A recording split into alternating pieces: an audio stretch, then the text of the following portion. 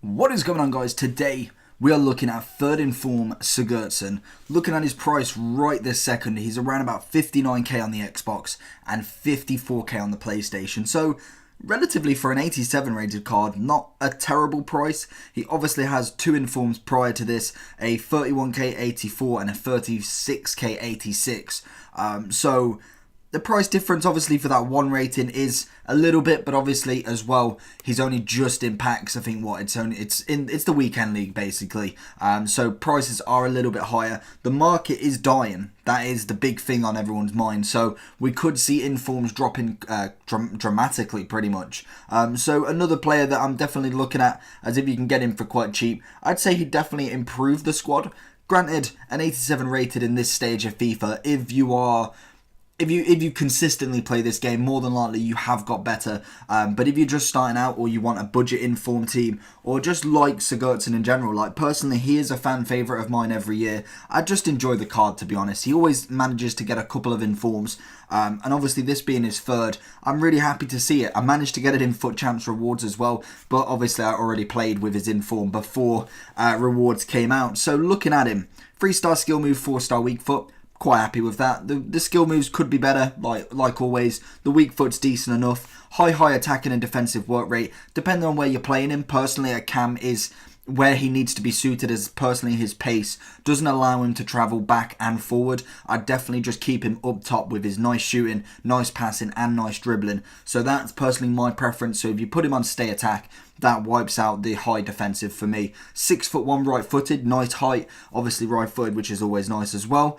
Then we look at some of the stats. So he has got 68 pace, which is a bit of a letdown, and it's probably what deters a lot of people from this card. And personally, it is a little bit of a deterrent in this card, and I must admit it is the main reason why personally I don't think that anything other than team of the season for him is not going to be the top end kind of class, as he realistically needs above 70 for me to be able to use him effectively in a FUT Champs with the teams that we're coming up against.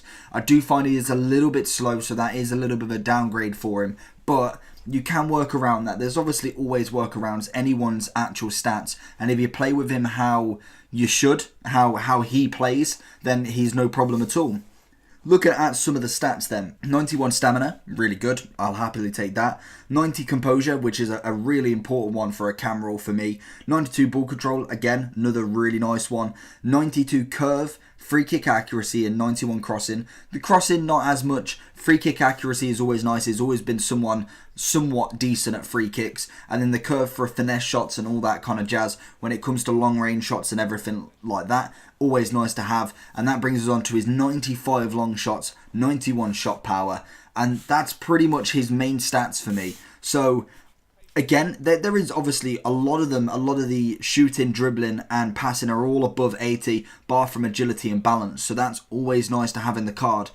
If you was to whack a hunter on him, he does go to 77 pace, which I think is actually somewhat doable. Not necessarily the best in the world, but it's definitely a nice upgrade for him. It plus 9s on the pace.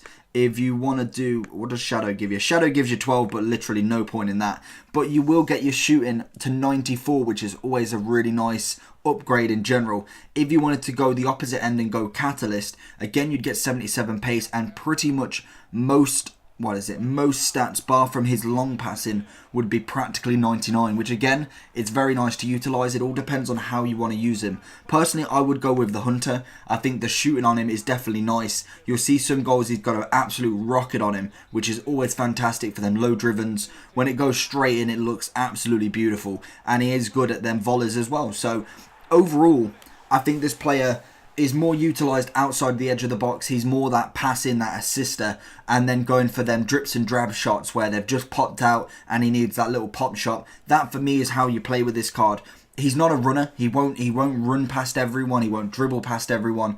He can hold the ball, obviously, but his main aspect is passing, pass and move. That is how you want to use him, as obviously the pace originally isn't great and you will find him a little bit sluggish. So for me, if you're looking for that FUT Champs winner, that game changer of a card, he's probably not your type of card.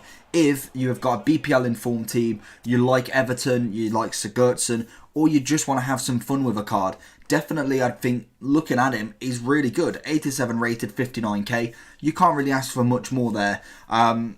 Will he get a team of the season? It's a potential. It all depends on how much they do and who they want to include in the starting lineup, as then that overspills onto the bench and reserves. As obviously he's got 3 informs this year. I don't think he's had a bad season.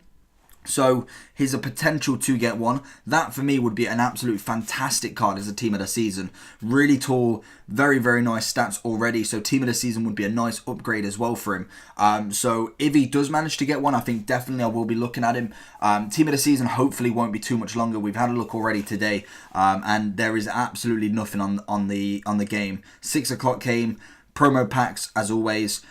Literally no SBCs. We've had the EA. The Esports Cup one. That was okay, to be honest. Probably like a 6-7k squad builder for a rare mega pack. I always applaud that. I think that's a really nice idea.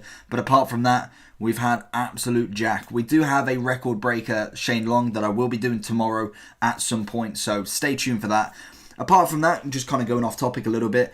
This card in general, overall rating, I'm giving him an 8 out of 10. I think he's definitely up there with the best in the sense of cam-wise. And I really do think that he is somewhat of a game changer, but really not in foot champs, more rivals, more a team where you need that kind of tall player, someone who's going to head the ball, someone who's going to get the ball back and then really make that pass that's crucial to get that goal. So for me, I really enjoy Sigurdsson. He's a fan favourite, even if they did absolutely spank Man U for this card. I still enjoy him, and I think he is a well worth to play card personally. And if he does get a team of the season, well, that's going to be absolutely incredible. So if you did enjoy this video, make sure you smash that like button, and if you are new around here, make sure you subscribe, and I'll see you all for the next one. Peace.